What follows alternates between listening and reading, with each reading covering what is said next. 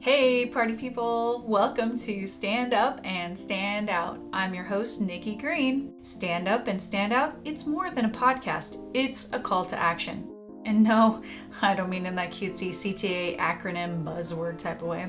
Are you tired of misogynistic bosses ruining your workday? Did you dream of using your creative energy for good instead of promoting corporate greed and evil? Then this educational podcast is for you. Following nearly 2 decades of working in Fortune 500 companies, I want to share my leadership learnings with all of you.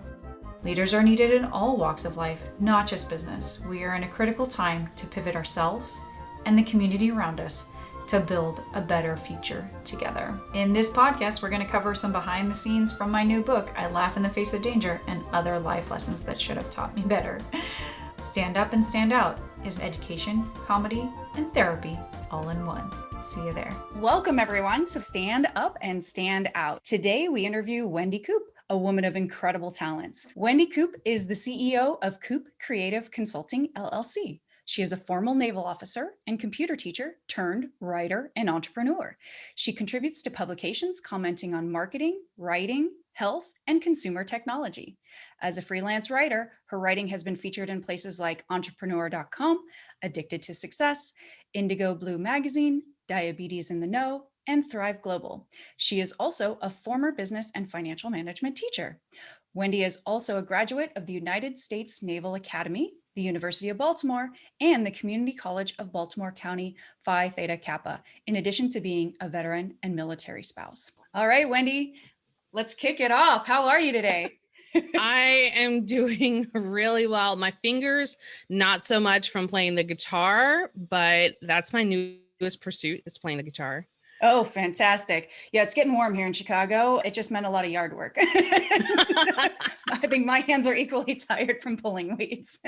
Absolutely. Yeah. Guitar was something I always wanted to do, but it was something I couldn't teach myself. So I had to go and sit in lessons and have someone say, no, your fingers go here, and this is the better way to do this. And so that even 4 or 5 lessons, I've progressed tremendously. So I'm feeling good. I think we forget how much we should be getting coached on things. We can't just float through life and figure it out on a YouTube video. It's helpful, but there's something we're missing. Exactly. I was thinking about that exact thing when I said the story, because so many times, and I read like all the Amazon comments on under books, and there's always that one person who says, I could have found all of this for free online. So you could have, but how much longer would it have taken you? Exactly. And how many mistakes would you have made along the way? Just let other people make the mistakes and just let's not reinvent the wheel. And learn from them. And at least like you're not hopping over all the problems, right? And, those of us that have, seen some action, we kind of know that, hey, there's some ways to do things. It's a little bit better, a little bit easier, and don't take the hard road every time. Exactly. So let's talk a little bit about where you came from. My family is a bunch of comic book nerds. I love it. And I know you like comic books too. So I have a bit of a kind of storyboard here, but what's your origin story? Every great superhero or villain has one. What's yours? So my origin story basically has me as the nerdy kid whose parents are trying to give her a normal upbringing. So if you've watched Young Sheldon, and I'm not saying I'm Sheldon Cooper genius level, but Sheldon's mom is always trying to make sure that he has like a normal kid experience, go to birthday parties, play with actual kids and things like that. So my parents were really good about making sure I hung out with people my age. I didn't skip any grades, but at the same time, they nurtured my giftedness and my intellectuality. Is that a word? I'm making it a word. I like it. So they nurtured that and all the things that I was into: science, music, drama, and all that good stuff. So in the end, I had a well-rounded upbringing, which allowed me to excel at boarding school. I went to an all-girls boarding school, did all the things, and then went off to the United States Naval Academy. After leaving the Navy, I realized I was free to do whatever I actually wanted to do. And that's what I did. So if I had a job that I didn't like, I left. I was like, I can leave. This is so liberating. But that means also I had a lot of jobs doing a lot of things. I sold everything from cars to mobile phones to wedding dresses. I was a substitute teacher. I was an actual teacher. I was a photographer. I made gift baskets. I did any and everything that kept my schedule flexible and clear and just allowed me to feel like I could be productive, but not too tied down. I love that because I think our parents' generation, they had one, maybe two jobs. They really didn't move around, but you had this promise of security, benefits, retirement, pension, whatever. The last time I went for an interview, they said, wow, you stayed at a job for 5 years. Why so long? So times are changing. And I think this next generation is going to have a very different experience, especially with sort of the rise of the gig economy, where you can just sort of pick up lots of odd jobs and make Mhm. a living out of it and have the flexibility to do whatever else you want in your life. I think that's fantastic. Right, and I think one of the things to understand is that it doesn't mean a lot of jobs on your resume means you're disloyal. I think it means you're loyal to the right kinds of things that you haven't found yet. Part of the reason I left my job and started my company and wrote about it in my book is I was just unhappy. I kept doing the thing that I thought I was supposed to do, and Mhm. you just end up in this miserable state, and doesn't make sense. I was laying in the bathroom floor crying, having a panic attack Mhm. at 4 o'clock in the morning, and you're going, this can't be the way to live. I'm Right. definitely doing something wrong here. Absolutely. I've had those moments multiple times. They've been in the bathroom, they've been in the bedroom, they've been in the living room. Um, so I do understand. And as an entrepreneur, I think we have them a little bit more often, but they're valuable experiences. They stink when you're going through them, Yeah. but they are So valuable. that was a great story to start with, but let's talk about what else makes you unique. What makes you stand out from the crowd? Well, one of the things is that I do stand up comedy. I love it. um, for the last 5 years, I've been doing stand up comedy. I am also the lead pastor of a church plant that will be primarily online, but coming to St. Augustine, Florida, whenever I get to St. Augustine, Florida. I know that there aren't a whole lot of pastors with a stand up comedy background.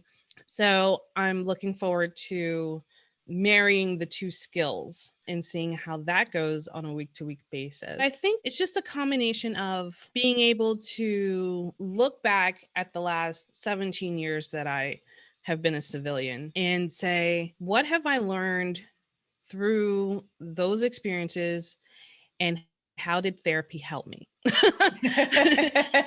Being able to filter those experiences through therapy and knowing how they have helped me allows me to help other people now. So, what I'm finding are people who are a few steps behind me or a few years behind me. And I'm saying, oh my gosh, I was there. Let me tell you what happened. And hopefully, this will help you too. That's a church I definitely want to go to. I think it's a good combination, right? Of like bringing a little bit of humor to the spirituality, but it's to help us grow. I think some people maybe shy away from religion because they felt that sort of oppression and there's just a lot of rules and it's very heavy, instead of like, it should make you happy to be there. I remember someone said to me, why are you doing this thing? You're Christian. And I was like, when I became a Christian, no one handed me a rule book, said what I could and couldn't do. Right. So I don't know what you're talking about. Whose rule was that? Did I miss that meeting? Because there are a lot of assumptions about what one should or should not do as a Christian or as a comedian or as a writer or as a insert whatever here. But oftentimes those are outdated expectations of society or random expectations we have put on ourselves for no good reason. That's the important thing, and why my message is always about maintaining your uniqueness. What you believe is the right path for you is the right path for you. All this influence, and like you said, someone's always going to tell you like this thing is supposed to do it. Was like, have you ever been a stand-up comedian? No. Then how do you know this is the thing like that it's Right. supposed to be, right? Like just a lot of opinions out there without a lot of fact. Or Folks love to tell you how to do your job. you've shared a little bit, but what careers have you explored in your life? I think it's really important to share with the next generation that Mhm. you can start in one thing and end up in something very different, but each of those things is sort of a foundation to where you end up. Wow, I looked at everything from being a history teacher to working in IT anything that I could do from home, like so back in the early 2000s, Entrepreneur, the magazine and the website, entrepreneur.com, they used to sell these binders that each binder, and it was a huge binder, was for a different type of home-based business. And so the first half of the binder was specific to the business itself. So maybe you wanted to be an event planner, or maybe you wanted to be a professional speaker. And then the second half of the binder was just more general how to start a business information. So really, if you owned multiple binders, you really only needed the first half. Yeah. So I had multiple binders. I was in the bookstore all the time in the business section, looking at every conceivable business idea, because I wanted to know what was out there, and I just wanted to work from home. That was my only goal. It didn't matter what I was doing. I just wanted to do it from home, because I knew getting out of the Navy that a 40-hour-a-week office cubicle life just wasn't for me. And I was doing everything I could to avoid that. And I did avoid it completely. To this day, I've never had an office job. But at the same time, I had to forge my own path, because office jobs come with their own career paths and expectations. And I didn't have any of that, because I was, I had my job of the week or job of the month. And my poor mother never knew what I was doing. She just, I was getting paid to do something. That's all she knew. So I was doing research from the very beginning, but what was missing was any sort of confidence in a particular idea. Like, I never felt that I knew enough, or that I had enough experience, despite being a naval officer, despite a fancy degree from the United States Naval Academy. I felt a huge amount of imposter syndrome. And if anyone knows Enneagrams, I'm an Enneagram 5. And so I just like to accumulate knowledge. But the downside of that is feeling like I never know enough. Yeah. So that kept me from pursuing a lot of things. We're training this generation of, there's this myth that you go to school, you get this job, you retire, right? Like, and that's the end of it. And nothing works that way anymore. Even the illusion that you have one of these corporate jobs and, because they give you benefits and a 401k or whatever, that's security, but they do layoffs, they get a merger or acquisition, right? And things change all the time, and they don't care about you. You're a cog in the machine, just like anything else. I've seen that with a couple of the jobs that I had. One of the jobs, when I was selling mobile phones, the contract got bought out by another company. When I was teaching group fitness, yes, I did that too. That whole corporation was essentially bought out by another company, and they actually lowered my wages. And I was like, I'm out of here, because you didn't pay me that much in the first place. So definitely not staying. And then a third time, when I was doing security at an airport, and it seemed like every other month they were trying to figure out who had the contract for what. Our uniforms never changed, but the person paying us always seemed to change. And I said, you know what? This is a little too much instability. I'm out. I talk a lot about too, constant reorganization. So even, same thing. You're working for what you think is sort of the same job, but your boss changes. And so then what you're really supposed to do all of a sudden changes. And now you're held to a different standard. It's very confusing. And it's a terrible way to run things. If you go back to any of those business books, I'm sure they did not tell them to do it this way. Exactly. And I learned that in the military, that is not how you do things. And I'll tell you what led to the church plant was that I was going to get ordained in a particular organization. I won't say the organization, but they elected a new organization president. And then this person wanted to go through and change a bunch of things. And I heard that was normal within this organization. Someone new would come in and then everything would change. And I said, no, that is not good. That is not how this is supposed to work. And in all my time in retail and in the military, I knew that was not necessarily a sign of good leadership.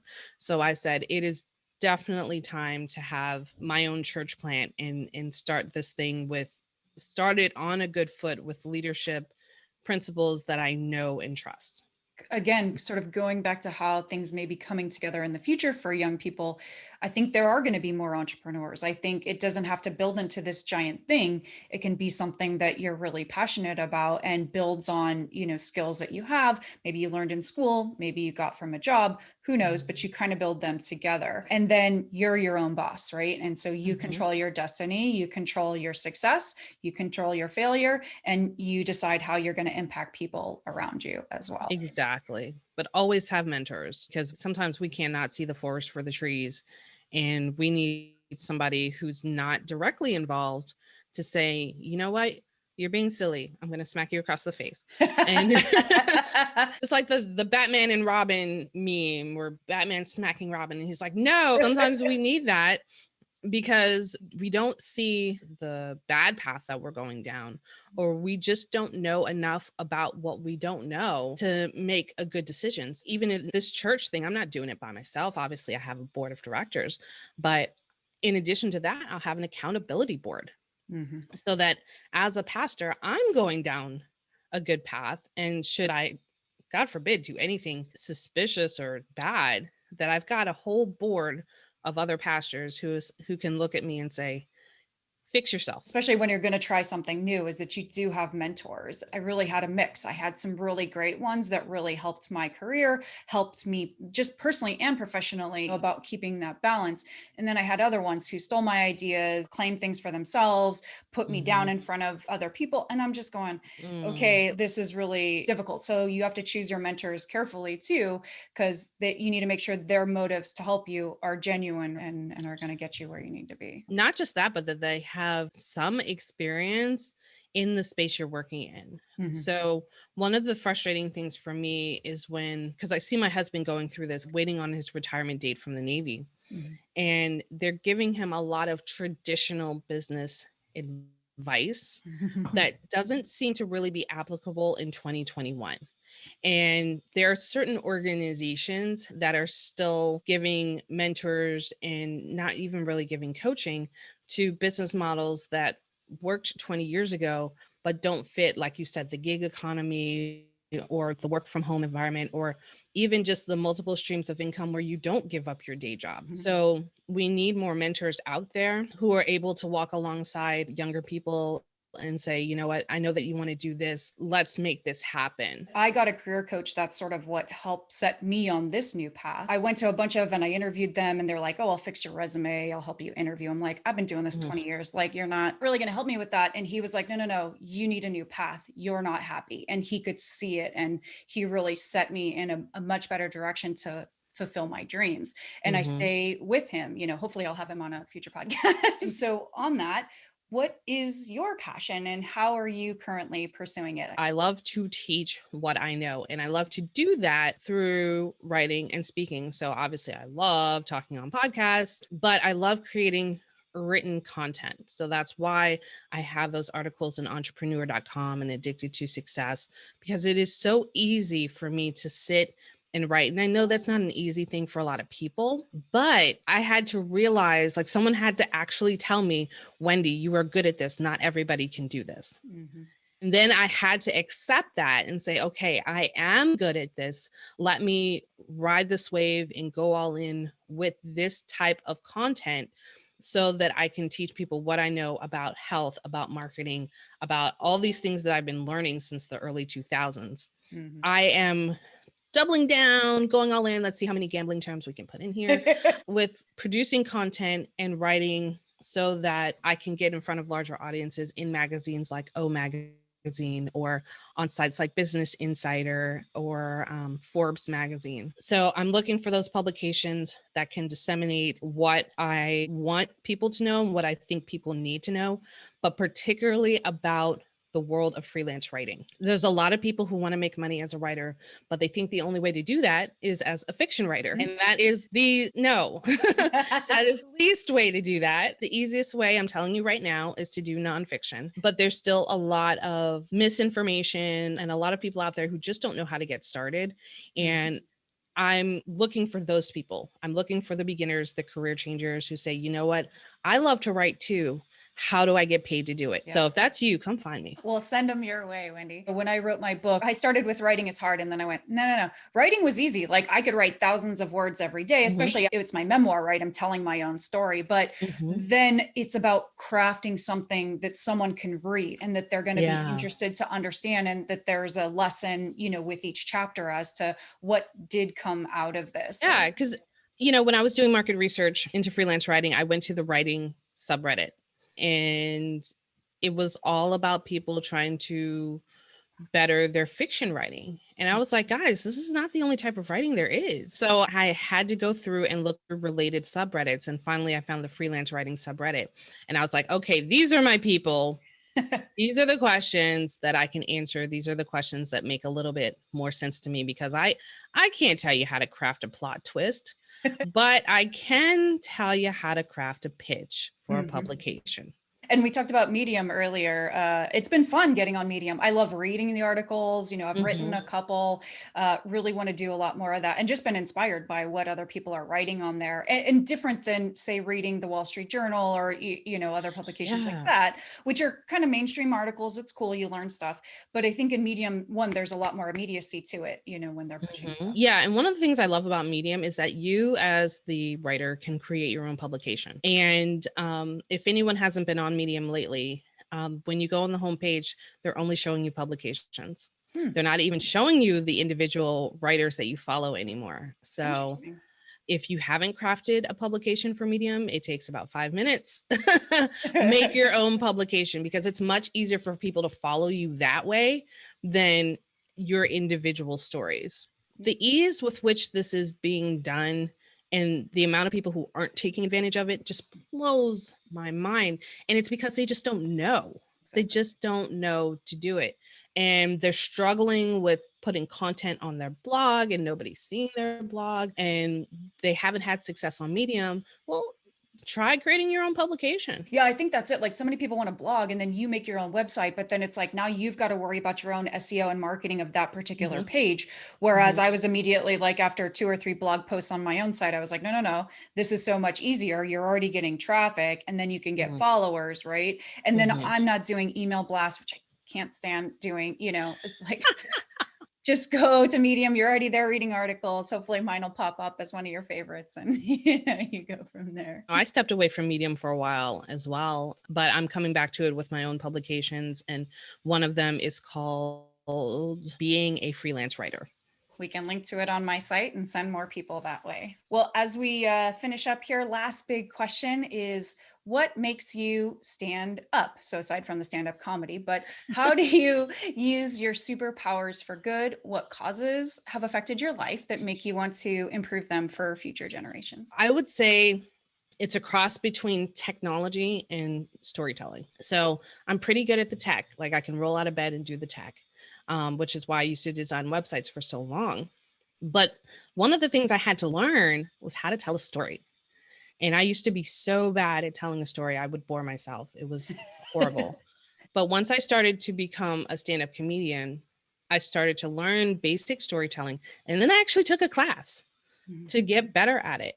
And so in this digital information age that we live in, being able to cross my technology skills with the ability to tell a story has really helped me be able to drive the learning points home that I need people to understand. So it's not just do this, do this, do this. It's, hey, here's the story about the time that I didn't do that and why that didn't work. Yeah.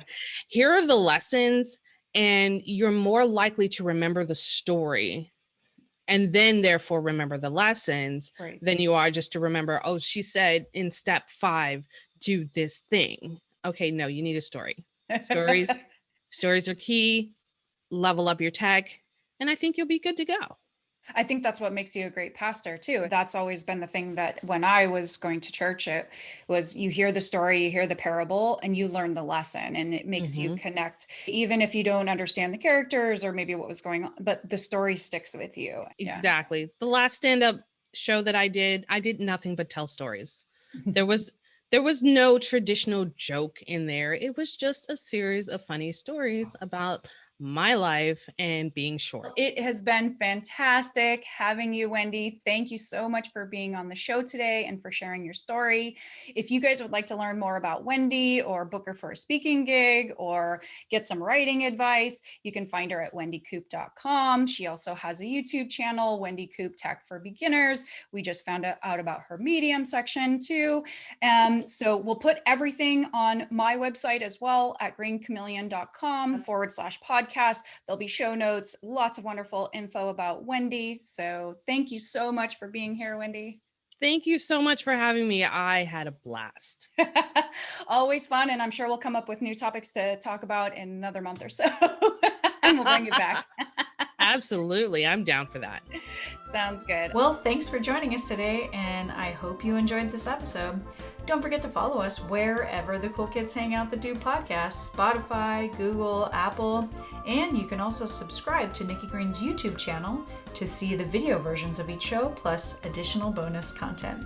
You know it's all about the gram, so you can follow us on social media, on Instagram as well as Twitter and Facebook at Green Chameleon Collective. And if you're on TikTok, you don't stop. You can find us at Nikki Green 678. Thanks again, guys, and can't wait to see you next time. Bye.